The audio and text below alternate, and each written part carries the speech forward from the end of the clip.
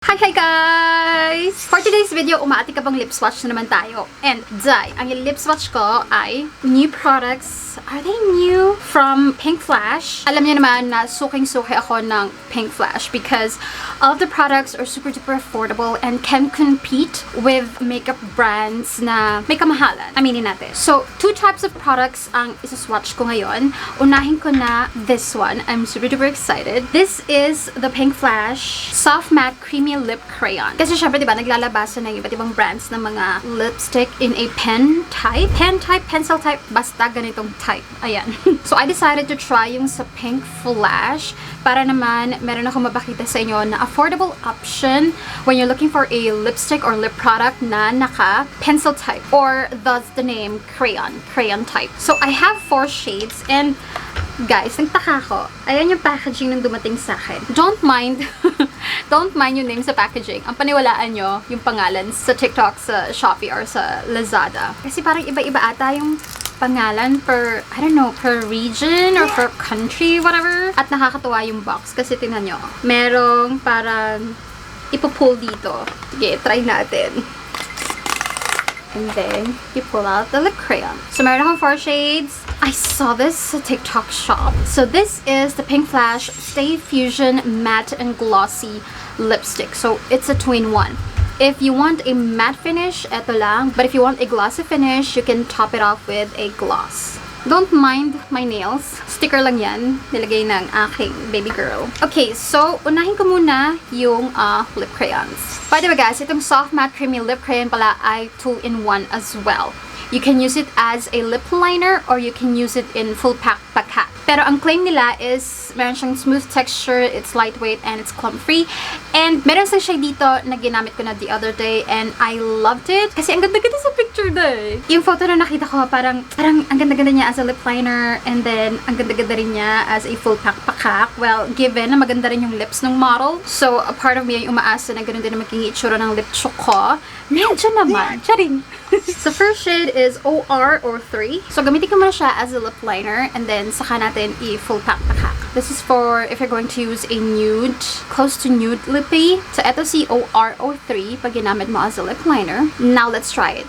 Full pack pakak. Very easy to apply. Nag-glide lang siya. And ang sarap, kahit ipaulit-ulit mo ganyan na. Walang tug at all. Okay, so this is OR03 and it's a nude peachy orange color. Assess yourself, your skin tone and your undertone. Kung bagay sa'yo yung mga ganito na nude peachy, kinda medyo angat yung orangey undertone niya. But what I like about this shade is hindi siya makalawang. Ako kasi yung mga peachy orangey na ganyan, madalas nangangalawang sa akin, but not this one. It's friendly siya sa skin tone ko, and I'm pretty sure kung friendly sa skin tone ko, marami babagayin today na mga skin tone and undertone. But yeah, this is OR03. Medyo hawig sa diba, doon sa photo. Yung consistency niya pala, it's like a creamy satin lipstick. May mga satin lipstick kasi dahil na sa sobrang pagka-satin niya, para siyang nakapatong, pero mabilis or madaling gumalaw. Yung masyadong ampaw. Kasi masyadong mahina. Oo, mahina ang powers. Pero eto hindi naman. Ramdam ko naman na it's going to cap it to my lips for a very long time. This is not kiss-proof or transfer-proof whatsoever. So, you can always take off and then apply a new fresh coat. Pagka kumain ka or pag uminom ka, ganyan. Pwede to kapag ka magsasamgip ka, magbabuffet ka. Kasi, alam mo yun, madali lang tanggalin. And then, madali lang mag-reply pagkatapos mong kumain. So, I like this. Hindi siya makalawang sa akin. Kaya I like it. I like OR03. Next shade is PKO2. So, ayan ang difference. This is OR03. This is PKO2. So, kita nyo naman, mas pink itong si PKO2. Thus, the name, PK. Alam niyo, bongga siyang gamitin ng sa lip liner. Para siyang crayon nga. Ayan o, hindi siya mahirap i-apply. So, eto si PKO2 as a lip liner. Super fan talaga ng Pinkflash. Me. Kasi, their products are so affordable and ang daming magaganda, like, honestly. Okay, so this is PKO2, and it is nasa family na siya ng pink. Pero, meron pa rin siyang konting peachy pink. Siguro mga 80% pink, 90% pink, 10% peachy. Oo, kasi, ayun o, hindi siya like solid 100% pink. Pero it's very nice. Nakaka-fresh lang. Very girly. Ganda pag everyday. I like it. Okay, so anyway, this is PK02. Next shade is called PP04. Ito yata yung ginamit ko the other day. So this is PP04, and as you can see, mas deeper yung pagka-pink niya compared kay PK02. Teka, pakita ko lang sa inyo as a lip liner. So ito si PP04 as a lip liner. It is a much deeper shade compared to sa first two shades that we swatched. Now, let's full pack the cat. PP04 is pink, a little bit of orange, and a little bit of red. Yeah, ganun siya. Hindi pa rin siya yung the solid pink, like the solid warm pink or even the cool tone pink. It's not like that at all. Meron pa rin siyang halong tiny bit lang na orange and red. Perfectly balanced yung orange and red, pero majority is pink. So you get PP04, and ganda rin eh. Ayan o. I also like it. Parang walang tapon yung shade range. Although, parang medyo maano ha. Bakit ma-peachy pink? Parang ganon, majority of the shades. Pero walang tapon, be. Lahat ng skin tone babagayan ito, be. Yeah, PP04. Last shade that I have for the soft matte creamy lip crayon, BB05. So this is BB05 at medyo, it's like a rustic shade. Try ko muna as a lip liner. I feel like this is the deepest shade that I have. So, this is PP04 if you use it as a lip liner. Full pakpak na tayo. Alam niyo kung ang maganda sa lip crayon na to, hindi siya nagba-bleed sa gilid. Di ba may mga lipstick na ganun, na maganda sa gitna, yan. Pero pag yung bandang gilid, parang nagba-bleed, parang yung may uka-ukang ganun. Hindi siya solid line. So, kailangan mo talaga ng lip pencil to like actually shape and carve the shape that you want on your lips. Pero ito hindi dahil it's so creamy, hindi siya nagbe-bleed. I'm not saying it's 100% solid, perfect shape. Pero compared dun sa ibang creamy lipsticks or even yung mga matte lipsticks na nagbe-bleed talaga sa gilid. But this one, Witchy kills. Anyway, itong si BB05 is the deepest shade that I have. It's a burnt orange. Why did I say rustic kanina? It's a burnt orange, a deep burnt orange color. So, pero, for me majority is orange, pero haluan mo ng konting red and konting brown. You get this shade, but I will call it burnt orange, a deep burnt orange shade. Yon si BB05. Well, burnt oranges are not my favorite lip colors, pero hey, kung bet nyo yung ganito, why not? Fuck not, go get it. Okay naman siya, maganda naman siya, hindi siya nangangalawang. That's the thing with the shades that I got. Kahit na peachy pink siya, hindi siya nangangalawang sa skin tone ko. And madalas kasi ng mga burnt oranges mukhang kalawang, but this one, it's not. So, I like it. This shade is not my favorite, but I do recommend that you get it. Lalo na kung burnt oranges is your thing. So yeah, this is BB05. So those are the 4 shades of the Pinkflash Soft Matte Creamy Lip Crayon. I do recommend that you get all of them. Kasi ang mura lang ito. Magkano ba? $139 sa TikTok shop as we speak. And God knows magkano ito sa Shopee. Shopee pa naman. Super duper mura doon. So highly recommend that you get these, and these are my current favorite lip crayons. Sa dami ng mga yung ganitong type ng lip products that I have, these are so good. Anyway, dumako tayo sa kabilang panig. This is the Pinkflash Stay Fusion Matte and a glossy lipstick. I said a lipstick. Liquid lipstick. At ang chika dito ay, it's transfer proof and waterproof, lightweight, non-sticky, intense coverage, and it has a 16-hour stay on. Ooh! So yung glossy side is a tri-film lock tech. No drying, no stickiness. Okay. So pag binili mo, ito yung packaging niya. At ang nakasulat ay Pinkflash 2-in-1 liquid lipstick. Ayan siya. And this retails for $159. $159. You get a matte, and then you can make it glossy. So I have 5 shades. Unahin natin si NU01. Okay guys, so this is NU01 swatch at the back of my hand, and this is NU01 on my lips. It's obviously nude. Nude na beige, peachy beige. Yeah, kita nyo naman, diba? Parang merong continge of tiny bit of orange. So I would categorize this as peachy beige. And this is the type of liquid lipstick na pag in-apply mo, do not pucker at all.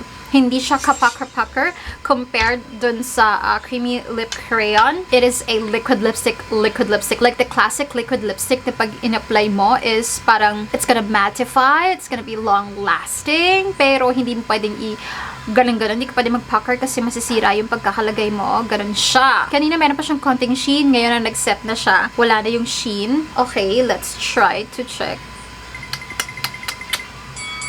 Oh, kiss-proof nga siya. So, this is NU01 if you apply it as a matte lipstick. This is not my favorite shade, particular shade, kasi medyo patchy siya i-apply. Oo. Pero kapag nagamay mo na, maganda yung itsura. Pero medyo na-challenge na ako sa umpisa. Kasi parang medyo patchy siya i-apply. I don't know if it's my lips. Anyway, ito yung matte. Now, let's try to put the gloss. Ganda. I like it. I like it nung may gloss. Compared sa matte, ayan, mas umuka yung itsura. Pag matte kasi, parang waay buhay, skin tone ko sa face ko.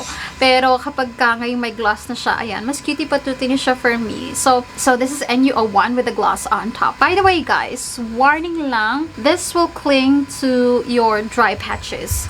This one, if you have dry patches, mahalata at mahalata siya. So please, exfoliate and drink your water. Ako kasi, medyo chapped yung lips ko for today's video because I am dehydrated. I need water. Next shade is NU03. So this is NU03. And guys, I love NU03. It's way better than NU01. Kasi ito, in person I'm not sure if napipick up ng camera, pero in person, it is a nude pink na may konting brown. So, hindi siya peachy at all. As in, pink, mauve, no, it's not mauve pink. It's just nude pink brown. Majority pink, tapos a little bit of brown mixed in. So, parang ang ganda-ganda niya. Parang natural cutie patootie color lang ng lips mo. So, eto siya as a matte shade. Namnamin nyo na. Ito, hindi siya patchy nung in-apply ko. So, that's bongga. Now, let's put on the gloss. Ganda rin. Ang fresh. Nakakabura ng lines ng lips yung gloss. Well, given na ikaw ay generous with the amount that you apply, pero kung konti-konti lang, syempre, sheen lang ang makukuha mo. Pero if you're generous in applying the gloss, you're gonna get this. Ganda. I like.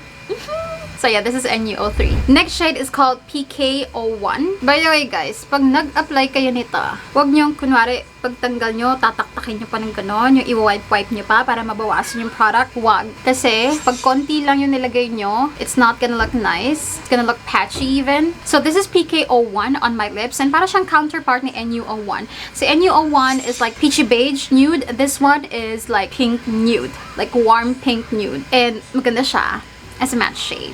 Nakaka-fresh lang. So, yeah, ito siya sa matte shade. Namnamin nyo na. Now, let's apply the gloss. Ayan yung difference ni PK02 sa first two shades. It's what I was expecting. Very nice. Ganda. Ganda nito, Dai. I'm just really into full coverage, glossy finish. Ganda rin. Ganda pag everyday. Pwede rin pag pwede rin pang nighttime, pang party, if you have smoky eyes, at ito yung nude color mo. Next shade that I have is called NU02. May NU02 pala, but hindi ko siya sinama sa NU01, NU03. Anyway, tignan natin anong difference niya. Bakit hindi na ako pantay maglagay sa arms? Nilayo ko pala siya because it's a deep shade, in my opinion. It's deep and it's quite burnt orange-ish. And eto na siya on my lips. Well, papasa pa naman siya kinda sa nude family because hindi naman siya yung like deep shade. Pero kumpara dun sa mga other shades natin, this is a deeper type of nude. Pero it's a orange with a little bit of pink. So, majority naman dito orange. Tapos, konting pink lang just to neutralize the orange para lang hindi maging traffic cone orange, if you get what I mean. It's nice for summer, but it's not necessarily my favorite shade. Pero, hindi siya makalawang. That's good. That's what I like about Pinkflash, no? Yung, yung peachy nila, yung mga burnt oranges or orange in general na shade, family, hindi makalawang. I don't know why other brands makalawang. Pero sa Pinkflash, if you have that same problem with me, na yung mga ganitong mga burnt orange, mga orange peachy, ganyan, makalawang, well, go to Pinkflash. Okay, so eto si NU03 matte. Now, let's glossify. Nakakaloka po si NU03. Ito siya with a gloss on top. Generous amount ng gloss ko ha. Hindi 2 coats. Just 1 coat. Pero like hindi tinipid. Like full 1 layer. Ganyan. And this one, I would do this for nighttime. If I'm gonna go out at night, or if I have a dinner date, ganyan. Etong type of lip chook or finish ang gagawin ko. Pwede naman sa daytime kung bet mo. Kaya lang kasi para siyang pop of color. Alam mo yon. Pero maganda rin, babe. Ano ba yan? Ayan o, kita nyo. Ganda, diba? Pinkflash, do you have like a solo bottle of this? Like a full-size bottle of this gloss? I need it. We need it. It's life-changing. I feel like kahit saang lip product mo, base lip product ang gawin mo, it's gonna give you this same effect. So nice. So I'm down to my last shade, and this is RD01. I'm expecting this to be red. So this is RD01. It's not necessarily red. Tingnan natin. This is RD01 on my lips. It's not red. I mean, imagine this. 50%. Okay, sige, red. Charing, make it 40%. 40% red. And then, yung 60%, kalahating pink, kalahating brown. So, pagsamahin mo lahat, you get this shade. I hope you get it, because it's not red. It's not like 100% red. Well, unang tingin, kala mo red, ganyan. Pero if you look closely, you'll see a hint of pink and even a hint of brown to neutralize the pink and the red to mash them together. Ang ganda. That's the point. That's my point. Ang ganda. Pang everyday, wala kang kahit ano on your eyes, probably mascara, and then this one, you're good to go.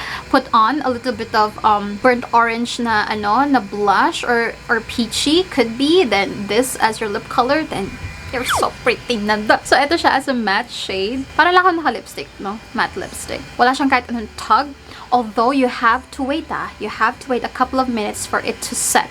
Do not pucker unless mattified na siya. Kasi pag nag-pucker ka, masisira lahat. Masisira yung application mo. So, wait for it to set. Be patient.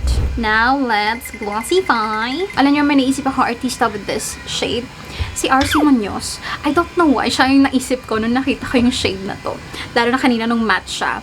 Kasi diba si ate mong girl, mahilig mag-matte overline na mga lip color. And her signature is like red. But sometimes you go for, a muted red or a variety of other reds. Anyway, eto na si Glossified RD01.